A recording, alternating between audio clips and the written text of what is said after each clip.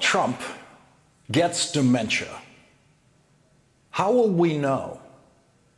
Donald Trump's mental decline, which is more and more obvious, started from such a low level of mental processing power that it's hard to track his decline.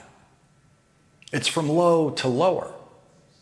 And then there are days like today when Donald Trump asks himself out loud in public if he is allowed to appoint himself chair of the Federal Reserve. Now, it may be tiresome to hear, but we must not grow weary of making the point that no other president was ever capable of saying anything as stupid or as indicative of dementia as that. Am I allowed to appoint myself chair of the Federal Reserve?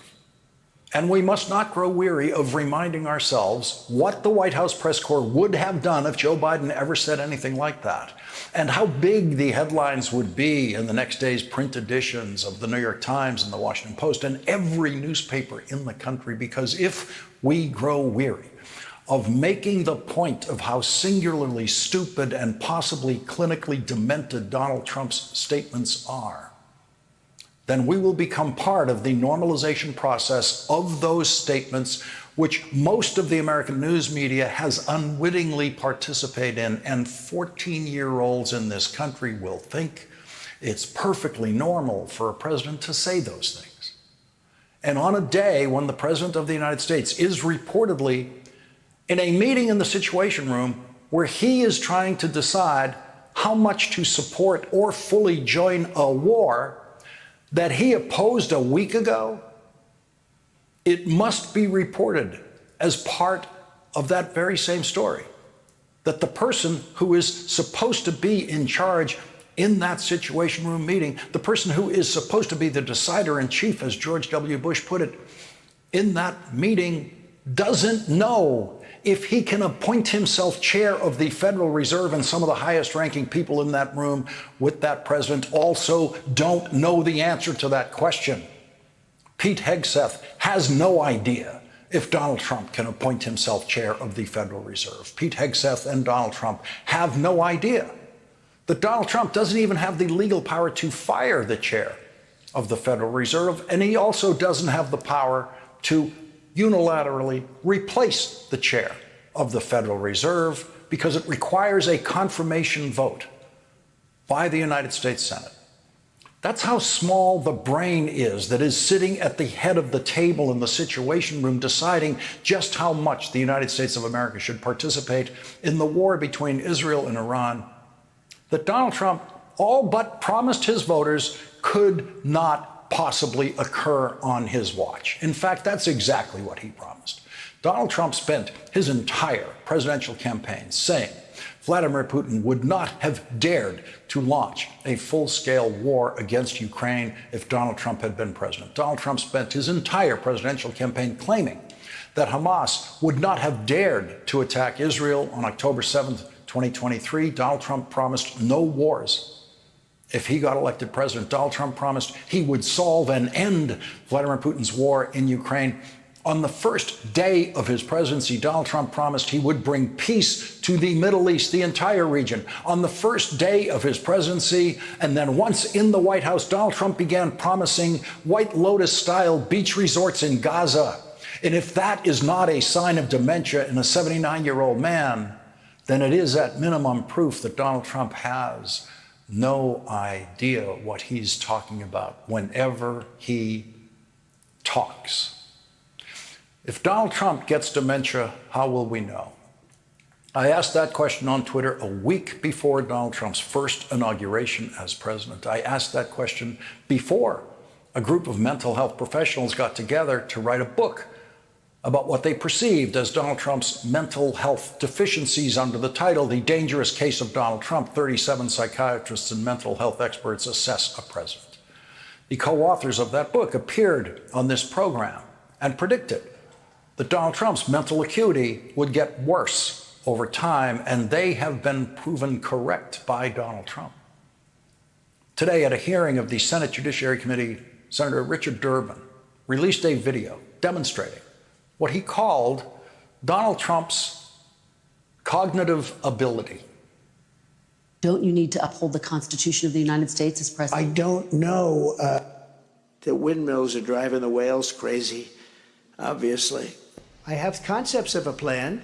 They're eating the dogs, the people that came in. They're eating the cats. They're eating the... I know about magnets is this. Give me a glass of water. Let me drop it on the magnets. That's the end of the magnet. The kidney has a very special place in the heart. Right, and then I see the disinfectant where it knocks it out in a minute, 1 minute. And is there a way we can do something like that by injection inside or almost a cleaning? This is a tough hurricane, one of the wettest we've ever seen from the standpoint of water. When you ran out the healthy arms, you ran out of really healthy. They had great arms, but they ran out. It's called sports. It's called baseball in particular. Can't understand a word he's saying. Did you just see Maduro, Venezuela? It's unbelievable. Well, I don't know about it. I mean, obviously, I'm not involved. He wants to know why the proclamation was signed in the dark. I don't know when it was signed because I didn't sign it. Other people handled it. The kidney has a very special place in the heart, is one that I had missed, and it's impossible to keep up with all of the madness that Donald Trump has spewed that no other president was ever stupid enough or demented enough to say. And so, with the mental weakness of Donald Trump in mind, listen to his answer today. When asked if he, quote, is moving closer to striking Iranian nuclear facilities, where's your mindset on that? That was the question. Remember that was the question. And remember, as you listen to this reply, what a standard presidential reply would be to a question like that. No matter whether the president had already privately made a decision or not, a president would say things like all options are on the table in order to convey a variety of messages to the parties to the conflict, but still not turn over cards. A president could also say definitively, we have no intention of launching any strikes. That is exactly what Donald Trump's Secretary of State said when this war began. Marco Rubio, who has absolutely no authority because he's not a real Secretary of State, he's just Donald Trump's Secretary of State. Marco Rubio issued this written statement a full 6 days ago. Tonight, Israel took unilateral action against Iran. We are not involved in strikes against Iran, and our top priority is protecting American forces in the region. Israel advised us that they believe this action was necessary for its self-defense. President Trump and the administration have taken all necessary steps to protect our forces and remain in close contact with our regional partners. Let me be clear, Iran should not target U.S. interests or personnel. 6 days ago. That was 6 days ago. Could not be more clear. And could not be more meaningless because that's Donald Trump's Secretary of State speaking. And today, when asked about striking Iran's nuclear facilities, Donald Trump said this. You don't know that I'm going to even do it. You don't know. I may do it. I may not do it. I mean, nobody knows what I'm going to do. That obviously includes Donald Trump. That sounds like a person who has no idea what he's going to do. And it sounds like a person who may not be in control of what he does. It sounds like a person who may unknowingly have surrendered control to a persuasion system that has been feeding and corroding what's left of his brain for the entire 21st century. A persuasion system operated by the Australian-turned-American citizen billionaire Rupert Murdoch, who, according to one of Rupert Murdoch's paid propagandists, preys on the weak minds of elderly Fox viewers. What they're doing is what they always do, which is just turning up the propaganda hose to full blast and just trying to, knock elderly Fox viewers off their feet and make them submit. That is Tucker Carlson's explanation for what Rupert Murdoch's Fox propaganda channel is doing to elderly viewers like 79-year-old Donald Trump, to make them submit to agreeing with sending the American military into a war with Iran. The elderly 79-year-old Fox viewer living in the White House has a mind that is at least as vulnerable to Rupert Murdoch's persuasion as anyone else glued to the Fox propaganda channel.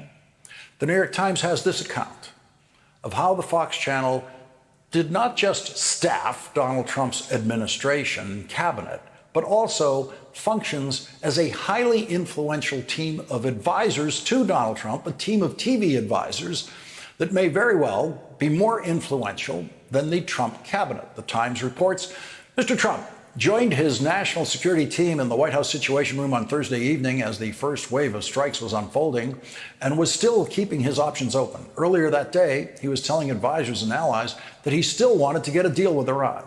But as the night wore on and the Israelis landed a spectacular series of precision strikes against Iranian military leaders and strategic sites, Mr. Trump began to change his mind about his public posture. When he woke on Friday morning, his favorite TV channel, Fox News, was broadcasting wall-to-wall imagery of what it was portraying as Israel's military genius, and Mr. Trump could not resist claiming some credit for himself. In phone calls with reporters, Mr. Trump began hinting that he had played a bigger behind-the-scenes role in the war than people realized. Privately, he told some confidants that he was now leaning toward a more serious escalation, going along with Israel's earlier request that the United States deliver powerful bunker-busting bombs to destroy Iran's nuclear facility at Fordo. Donald Trump is now failing at trying to manage a huge argument that has divided America's most prominent Trump supporters. Tucker Carlson, who supported George W. Bush's war in Iraq, now opposes American involvement in the newest war in the Middle East, and managed to easily humiliate Texas Senator Rafael Cruz by... Xin chào tất cả các bạn quay trở lại video tô màu của mình. Thì hôm nay mình sẽ hướng dẫn các bạn tô màu bức tranh về chú nhím cùng chú sóc đang ngồi nướng đồ ăn cùng nhau nha các bạn. Và đầu tiên thì mình sẽ tô màu chú sóc trước.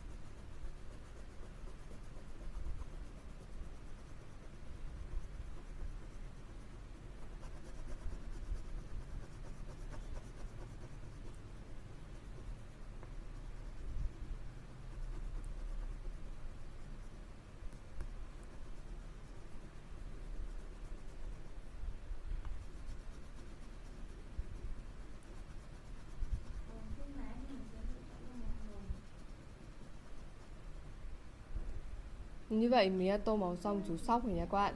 Tiếp theo thì mình sẽ tô màu chú nhím.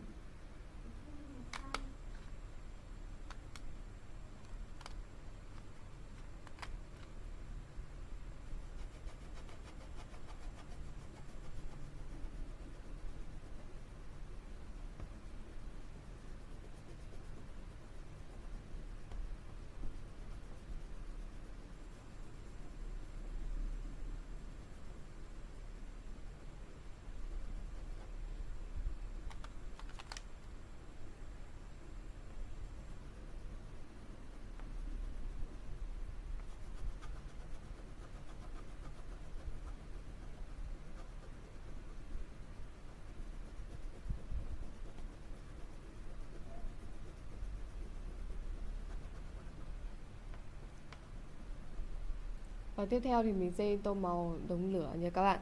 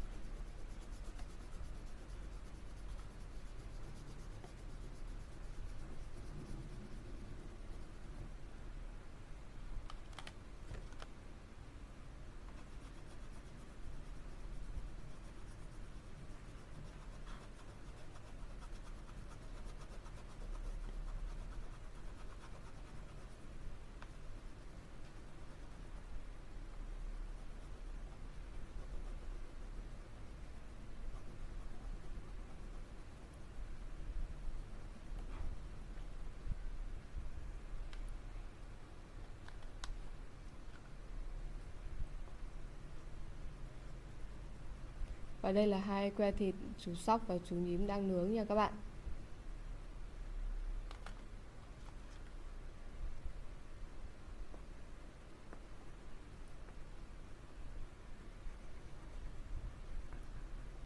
Và tiếp theo thì mình sẽ tô màu mặt trăng, ngôi sao và những đám mây.